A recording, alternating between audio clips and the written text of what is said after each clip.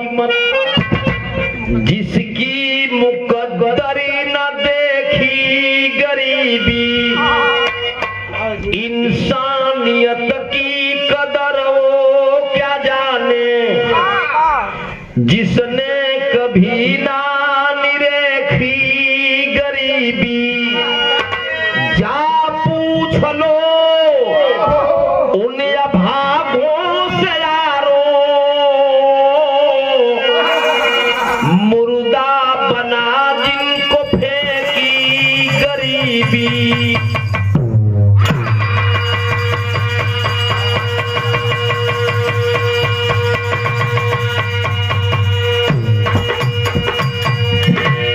जा पूछ लो उन अभागों से यारो, मुर्दा बना जिनको फेंकी गरीबी। कहा जाता है दुनिया में वही एक होता है, लाखों में वही एक होता है, दूसरों के लिए जो रोता है।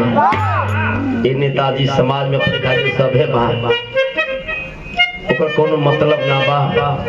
बहुत बहुत पुरान गीत हो कि जहाँ आदमी बिकाला, आदमी कि जहाँ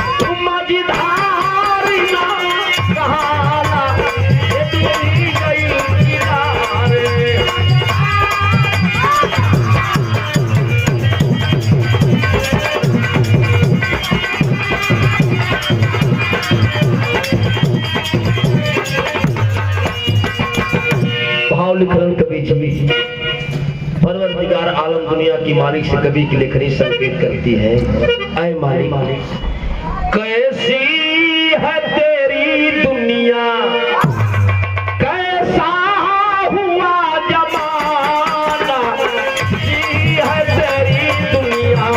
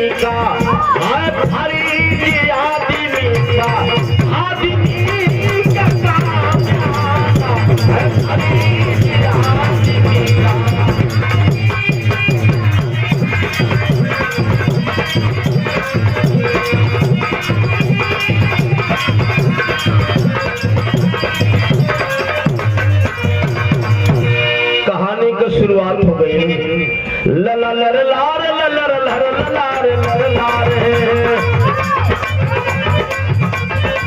मार के डंक गरीबी सदा रुलाती है। स्वर्ग से आदमी को नरक में गिराती है। जिला गोरखपुर का है वहां किया जमाने का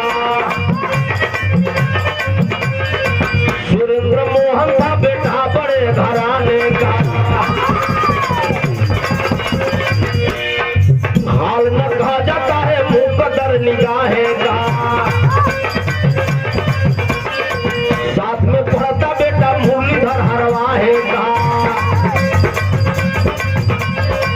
घड़ी 85 बीती 5 से विदाई थी, नजर मुरली की गरीबी से चलाई। बात समझ ली बाबू। एक वह युग था कि अपने मित्र सुदामा को देख करके भगवान नंगे पैर दाब पड़े, छाती से सटा लिए आ 2 मुट्ठा चाउर खइले तो 2 लोग दे देहलन।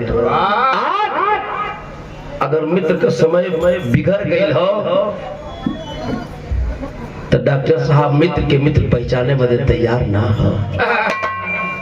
वही धरती है, वही देश है। गोरखपुर रहे वाला बाबू राम सिंह श्याम सिंह 2 भाई, तो बीच का इकलौता बेटा 150 बीघे का काश्तकार,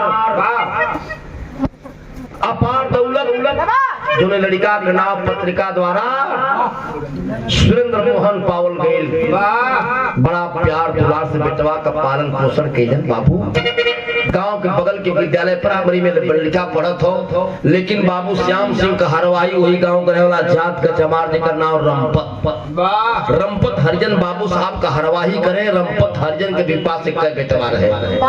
मुरलीधर भी वही विद्यालय में पढ़े जो ने विद्यालय में बाबू साहब के बेटवा पढ़े डॉक्टर साहब। लेकिन दोनों लड़कवा एक साथे पढ़े और दोनों में दोस्तियों के लिए कि रंपत हरिजन हरवहिया करे जाए या छुट्टी रहते हैं लड़कों संग हम जाए।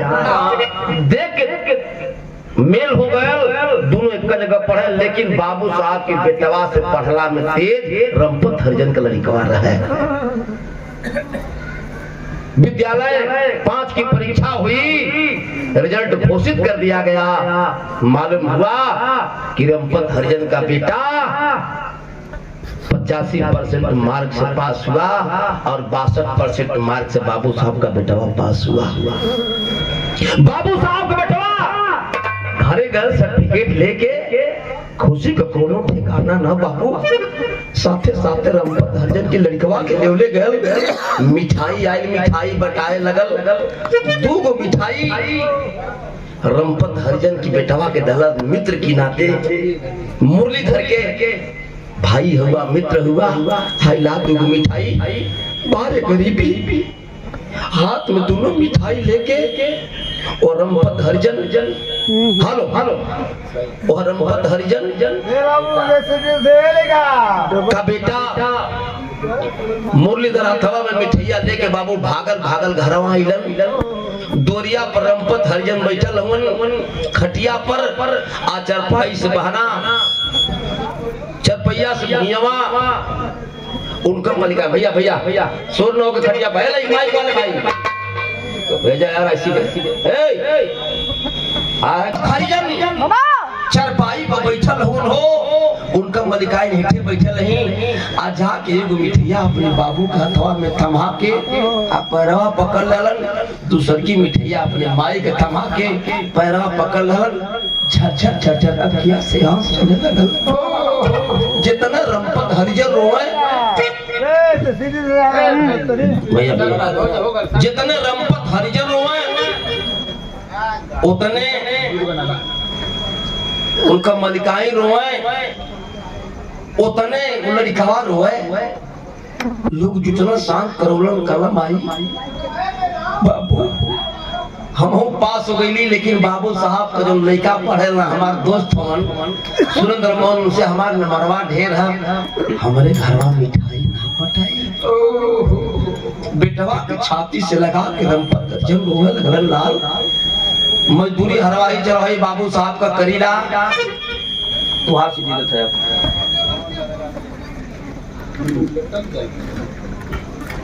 हरवाही चरवाही करीला तब वो हफ्ता में का 2 दिन बेटा पानी पी के सुते को होला। क्योंकि शौक से हमार शौक कम ना बा बेटा। ए बाबू पुनः विद्यालय से संदेशा आया कि अपनी सर्टिफिकेट ले जा करके और दूसरे विद्यालय में एडमिशन करा के आप लोग पढ़िए। चलो वो दोनों लड़कियां विद्यालय में सर्टिफिकेट ले बदे रमपत हरिजन के बेटवा सर्टिफिकेट लेके आ बेटवा पखड़ा हुअन। हे बाबू और आप कभी बेटवा आयल सर्टिफिकेट लेके बहरे हारमोनियम वाला आज बहरे आयल हालो हालो आज बहरे आयल घर मित्र अब कौना विद्यालय में पढ़ल जाई तो हमारे और कम कदा जो कम कदा तेरे और कम कदा हालो हालो चला हालो हालो रहता ठीक है ए बाबू इतनी बतिया कह रहे विद्यालय पर गेट पर खड़ा होकर के मित्र के चेहरे की तरफ ताक करके और रमपत हरिजन का बेटा मुरलीधर रोके के बड़ी अनमोल बात कहा बिना मुझे तर्ज लगे और तरफा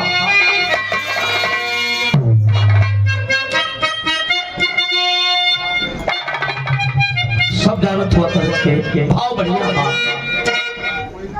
बताओ रमपत हरिजन के बेटा अपने मित्र से तू धनी बाप का बेटा हुआ बहुत दोनों तेरे पास सुना एक ख्याल करिया बात मित्र कह क्या बताओ तू कि हवा के झोंका ऐसा नहीं हवा बदलैले तकदीर सुना बिरवा हो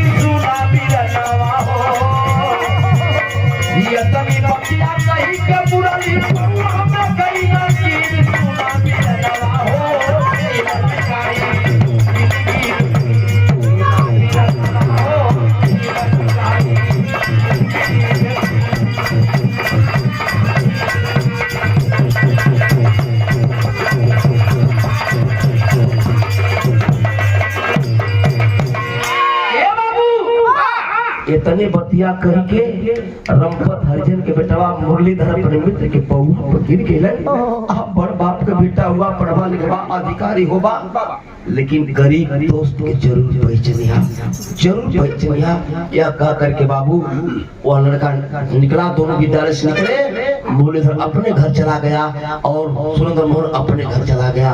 धीरे धीरे समय बीते लगल बाबू ते न्याय नीति इंसान आज तो न्याय नीति इंसान आज तो पैसे पर है मरम खड़ा। देख लो अपने सतगुरुओं को पैसे पर है धर्म खड़ा। ये लल्लम की डिग्री पाए सुरेंद्र मोहन रंग जमाया है बन करके वह जज बहादुर इलाहाबाद में आया है। सुरेंद्र मोहन पढ़ाई किया समय बीती बाबू जज हो करके इलाहाबाद हाई कोर्ट में जज के पद पर नियुक्त हुआ बाबू। आज जब जज के पद पर नियुक्त हो बाबू तो अपने को तय कर लिया हमारे पास अपार दौलत है, 2 गो बाप के बीच के इकलौता बेटा है, ईमानदारी से अपने कर्तव्य का निर्वहन करब, ईमान कभी बेचब ना, ईमानदारी से फैसला कर लगल बाबू। तब पूर्वांचल की धरती पर एक तूफान उठल। अरे बहुत बिगड़ा जजाल है, बहुत ईमानदार है, चर्चा का विधा में ये तरह के सावन के महीना में मलाइन जब गंगा जी में नाय प्रवेश करेगी तो आरती से जाके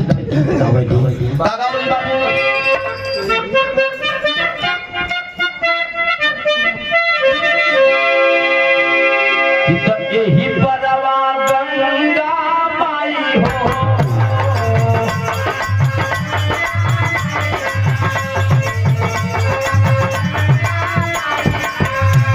वही परवा सारा तू हो।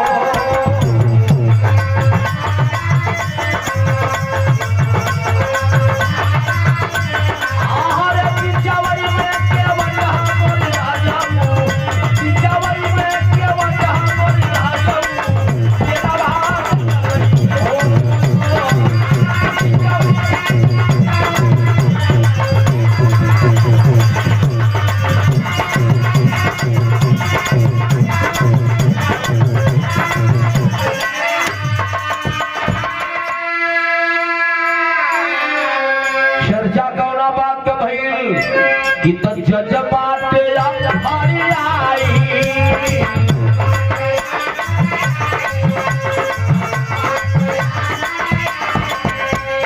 बाप चहरी जाई,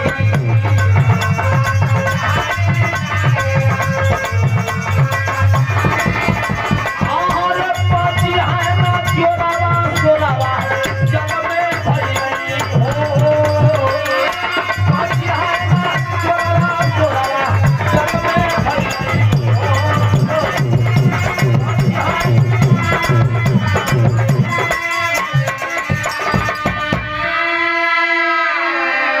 यही चर्चा भइल कि बड़ा ईमानदार जजाल है बाबू। आज जब चर्चा होखे लगल ये बतिया का जानकारी मतारी को हो गई हो। आज जब मतारी का जानकारी हो गई, एक दिन अपने जज बेटवा के टेलीफोन लगौले, बेटा सुरेंद्र मोहन बड़ा उम्मीद दूरी पर बेटा, तू बाप के बीच के गलौता बेटा हुए लाल, बड़ा दूरी पास आ उम्मीद हो बेटा, हमारी बात के ठीक ख्याल करे बेटा। टेलीफोन मिलौले बा, अब जज उठाया बाबू, मतारी अपने बेटवा के समझावे जात हो, विदेशिया के लाइन लगल मतलब कि गोद में जमाली का पढ़ा लिखा निसरी गईला, माई का फोनावा पई आरोई हो दुलरुआ, दुश्मन हाथे मारल जइबा, ए बेटा तहिया तिरंगा झुकावल जाई, ऐसे जादे पूछाऊ ना होई हो दुलरुआ।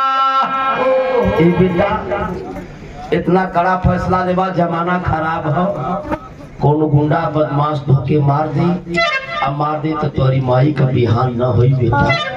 वो दिन याद करा 84 के दंगा में, ए बेटा बाप तुहार मारल गईले, आ गईली हमार मंगी याद हो आई हो दुलरुआ, त घरे आवा शादी करे आखी से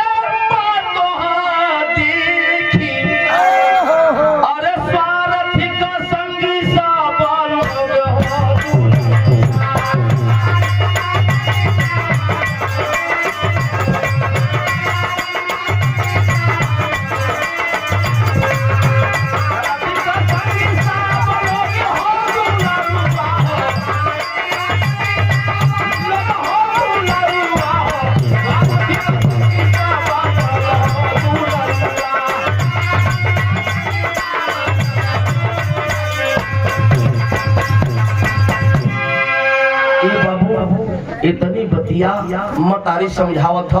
हम आई तोरे बिना आज्ञा का कोनो कदम आगे बढ़ा न सकिला माई। ठीक बा, सारी बात सुना बेटा और जज। लेकिन माई के बात हे कान से सुन के पढ़ा लिखा इंसान हे कान से पहरा का धलन।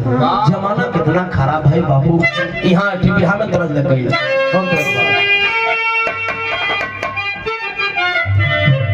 बाबा बाबा ये हर तरह के राम दोस्त आज अपनी जवानी में काम है।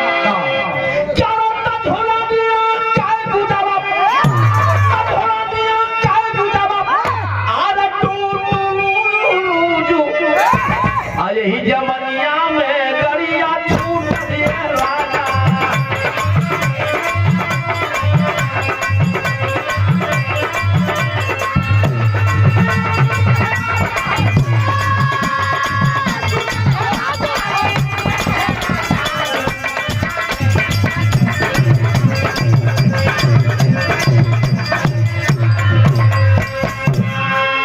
कैलन का जर साहब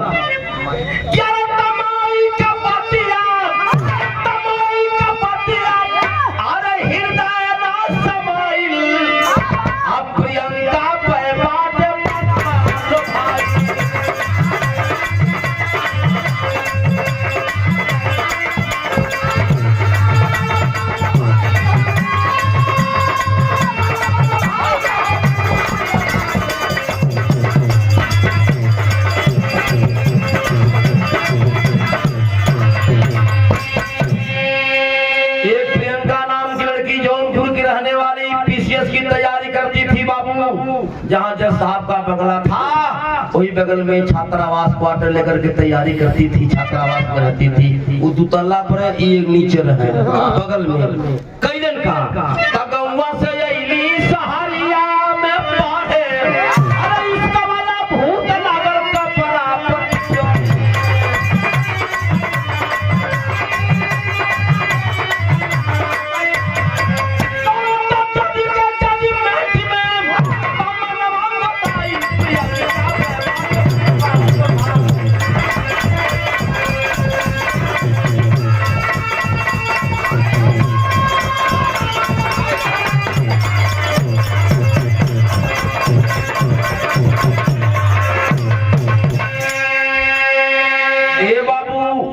जज साहब प्रियंका में नैनाचार हो गई। आज जब नैनाचार हो गई बाबू तब प्यार की शुरुआत हो गई। धीरे धीरे धीरे धीरे बातचीत होकर लगल। हमारे उस्ताद बेतन बताओ कि जब प्रियंका तकल जज की हो तो उनकी कलेजा में भाला हाल गया। आज जब जज साहब तकला प्रियंका, जब प्रियंका की हो जज साहब तकला तब प्रियंका कलेजा में बरछा हाल गया।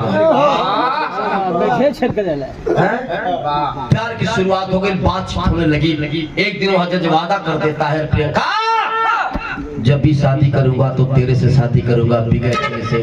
अगर तुम शादी नहीं करोगी तो कुंवारा रह करके इस धरती पर समय बिता दूंगा, लेकिन और किसी के मांग में सिंदूर नहीं डाल सकता।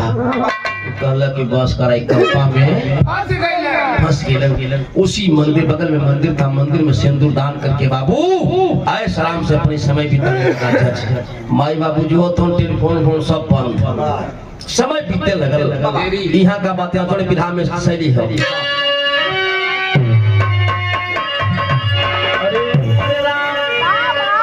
कुर्सी पर पागल कौन ना हुआ, कुर्सी पर पागल कौन ना हुआ। अन्ना रामदेव का मन कुर्सी पर।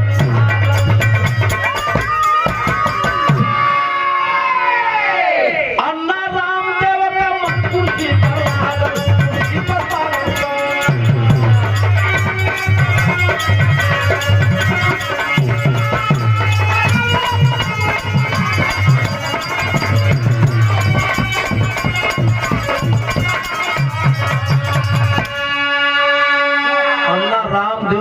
कुर्सी पर लागल, कुर्सी पर पागल कौन ना हुआ। मनी भैया ये कुर्सी बड़ी खराब है, आदमी ना चाह के भी गलती करे लगला। हम कहते ना बढ़िया है ले कुर्सी बढ़ जाए ना, अब सही से रहो लेकिन तब गड़बड़ाई जाए। ए ले लिखल कवि जी के अन्ना रामदेव का मन कुर्सी पर लागल, कुर्सी पर पागल कौन ना हुआ। समय बीतने लगल, जैसा मौज मस्ती समय बिताओ तुम, लेकिन यही से हमारे बिहार मूल्य था, तर्ज बदल गई। कहली की ए बंगाली खुद जा जामुनावा अब खुद जा जामुनावा मनला ना कहला मारी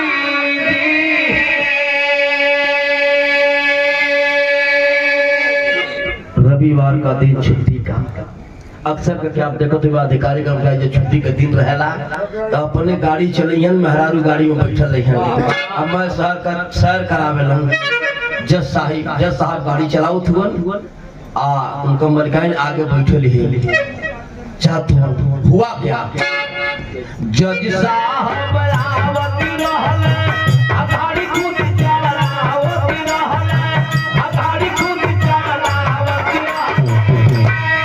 संगवा में रहली कुली नारी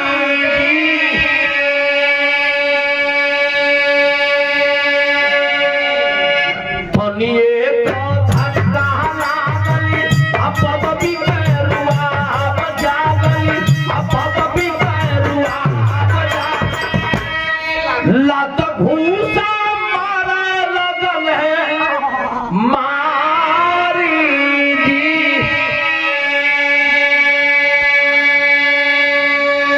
जब साहब गाड़ी चलाओ तो मलिका ने बैठे रिक्शा चलाने वाला गरीब शर्ट फटा है लुंगी पहना है पैर में चप्पल भी नहीं है बाबू लाल गमछे से पगड़ी बांधा है घंटी बजाता हुआ 3 व्यक्ति को लेकर के आ रहा है तब तक रिक्शा चलावती रहल मनइए बोलावती रहल अरे मनइए बोलावती रहल रहली सवारी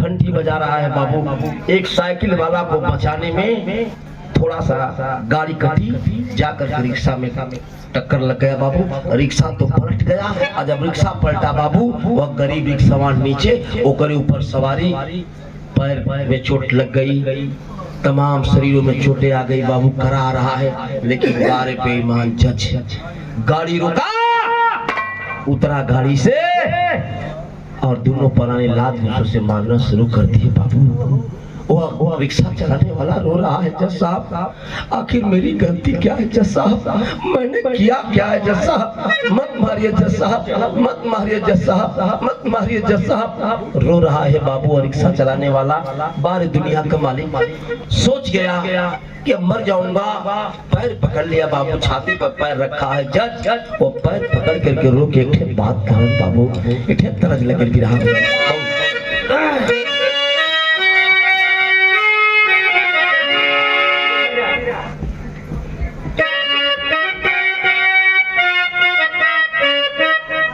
अरे भाई लोग रिकॉर्डिंग कर गाड़ी में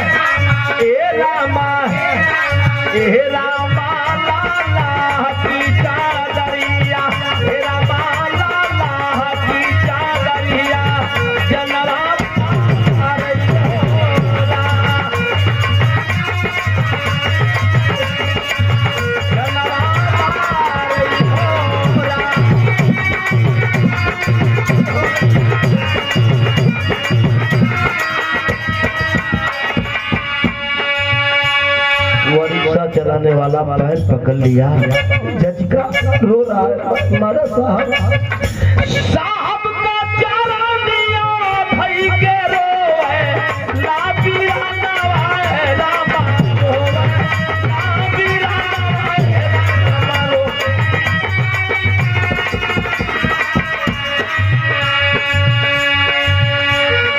ए रामा ए रामा ए रामा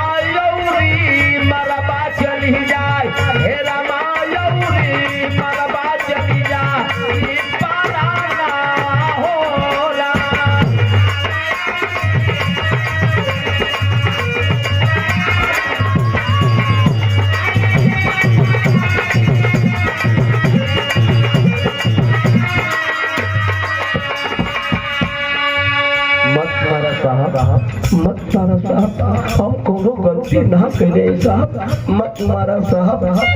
बड़ी ऊंची बात कहने जा रहा है। विधवा मातारी हमर जो है, लीडहारी है रामा जो है।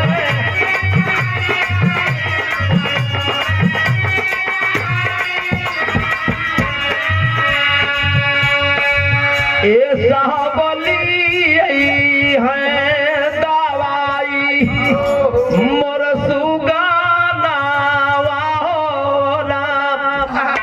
हमार मतारी पेट पर, हमार मतारी विधवा हो, फालिश का मरीज हो, जो होते कि हमार लड़का रिक्शा चला के आई, किसान लेके आई, चावल लेके आई, दाल लेके आई, हमके दवाई लेके आई।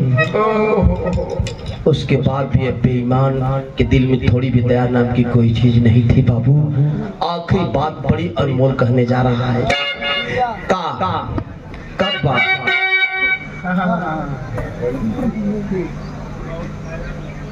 आखिरी बात कहने जा रहा है। तब क्या करे सहारा बिटिया दूल्हा हिंका दिनाए बाबा।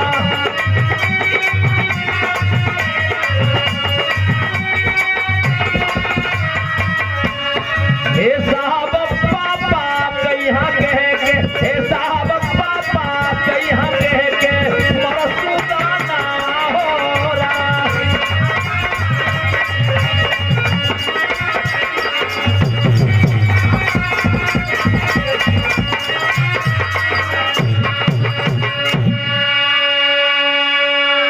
सोच गया और रिक्शा चलाने वाला कि लगत है कि हमार जान न बची।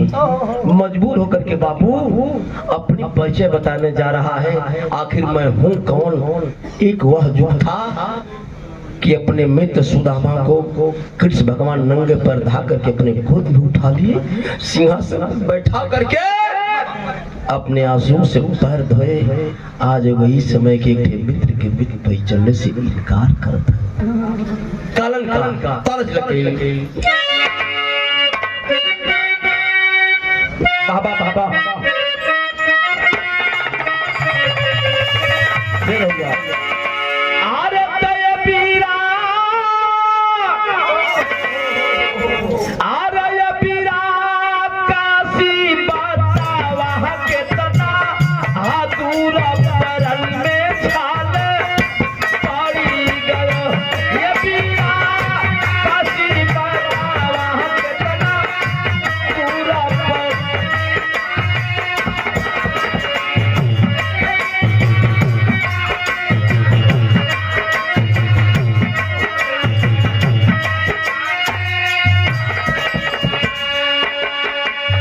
अपनी परिचय बताने जा रहा है। आज आपके चिल्ला से इनकार न कर देला, आज आपको जज हो गया तो चिल्ला से इनकार न कर देला। तू दिन याद करा जवन प्राइमरी में विद्यालय में पढ़त रहनी, हम आप साथे ना सर्टिफिकेट लेके आवे लगनी, आपसे के बात कहले रहनी। हाँ ये साहबी, ये साहबी सब कुछ कारा वह ताता हाथी ठाकुर के लइका तुहरी हवा। ये साहबी सब कुछ कारा वह ताता हाथी ठाकुर के लइका तुहरी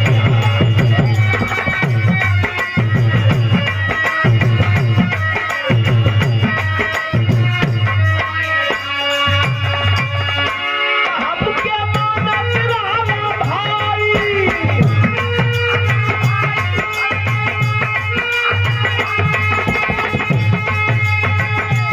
बन के दैया काल भेटाई,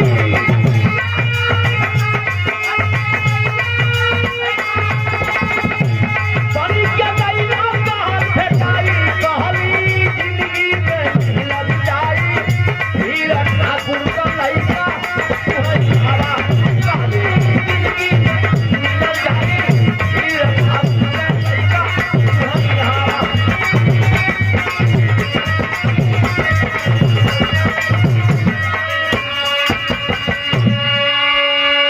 बतौलन आपसे कहले रही ना कि आप धनी बाप का बेटा वो पढ़वा लिखवा नौकरी बढ़ पैबा, लेकिन करी दोस्त के जरूर चलिए। आज मुरलीधर के पहचानला से काट कर देला साहब, पहचानला से मिल के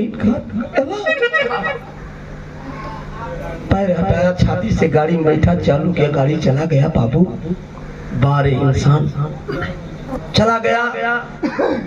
रिक्शा वाले जुटे, हॉस्पिटल में एडमिट के बाबू धीरे धीरे स्वास्थ्य सुधरा। समय बीते लगल बाबू, कजला की पुरुष बलि नहीं होता है, समय होत बलवान। का केहू न चाहिए हो समय न जावे ने। समय बीते लगल, अल्लाह कराने लगल मास्टर हाय कि तुम मौज में बितती बाजा जी साहब का समैया बंगा।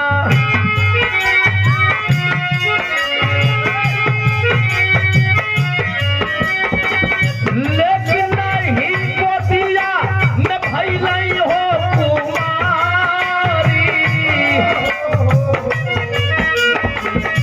सुलती रसूल बन के अहियारा में सालैबा।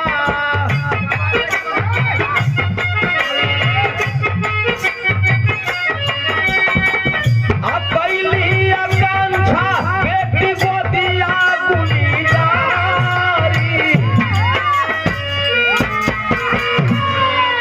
इस समय के बाद जज साहब की गोद में एगो लड़की जन्म लेला है, तो लड़की के नाम पत्रिका द्वारा आकांक्षा पावल गई। लड़की कितना दुलार प्यार देवे लगलन बाबू कि लड़की धीरे धीरे जब उम्र 16 साल भइल, बाप की जो सम्मान का सीमा रहे बाबू, वो सीमा के लांघे लगल भइल का। तब पाना वाला बेचती एगो अरे गेटवा पर रहल है।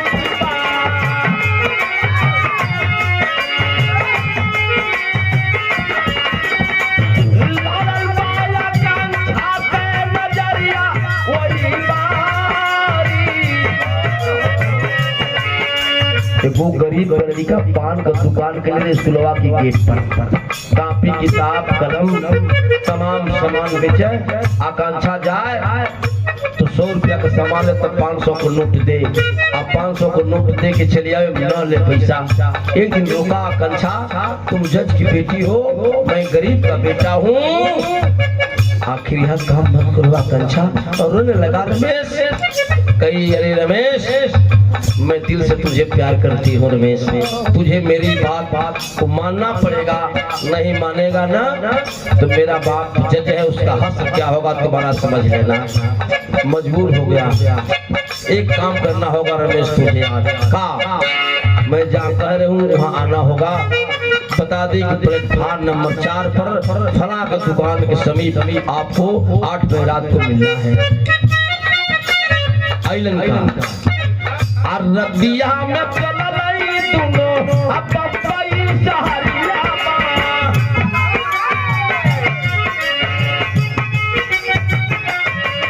अरे भोज जज साहब हो गई नहीं होला।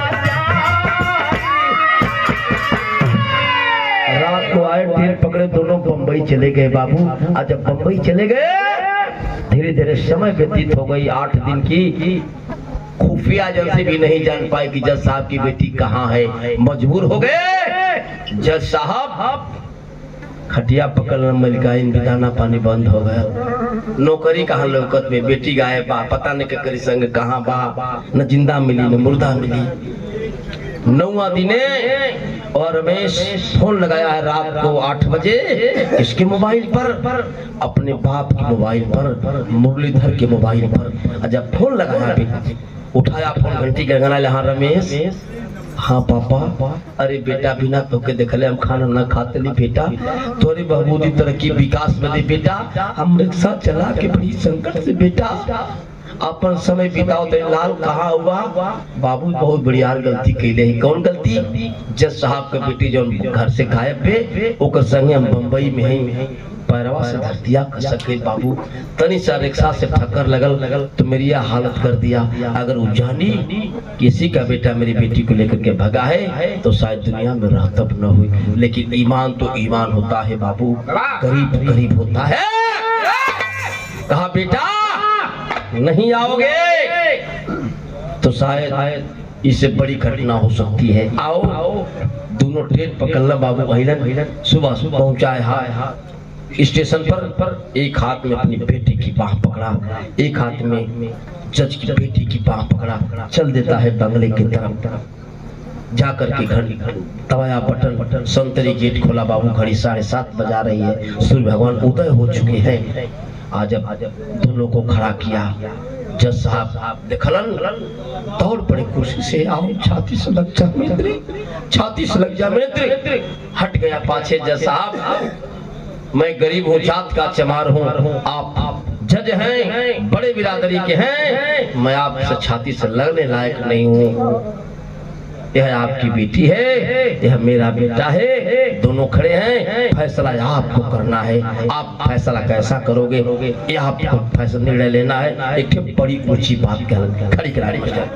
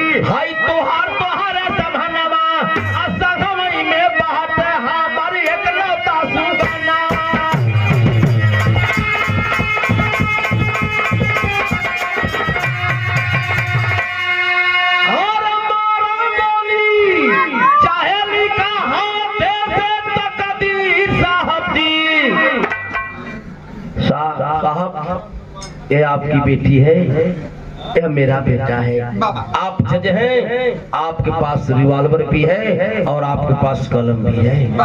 चाहिए तो मेरे बेटे के सीने में सारी गोलियां उतार दीजिए। मेरा बेटा गलती किया है, या तो अपने हाथ से दोनों की तकदीर लिख दीजिए। सब आपको करना है।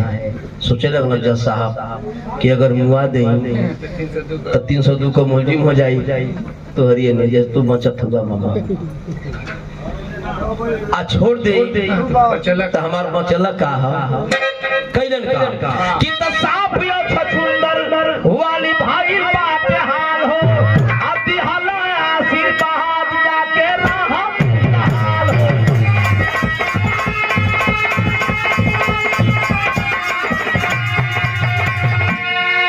अरे मनी भैया थप्पड़ खाए वाला भैया मीर साहब जी मिले आयम बात करी बहुत फिर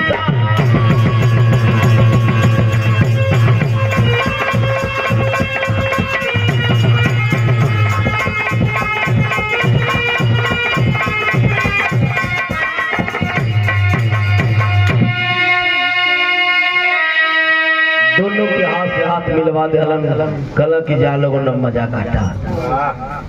ये शिक्षा हो, ये समय मनी भैया दिमाग हटा, दिमाग हटा। भाग दुनिया में कुछ भी नहीं है। छोड़ दिया, नौकरी से रिजाइन दे दिया। और जैसा माई बाप का बात मान लो तो मनी भैया तो ये काम ना भर, लेकिन ना मान लो तो भैया जो काम कैले वो काम वीडियो कैले। हमार मतलब है कि बाप के दायरे में बेटा के रहे के चाहिए, इज्जत सम्मान बचा के चले।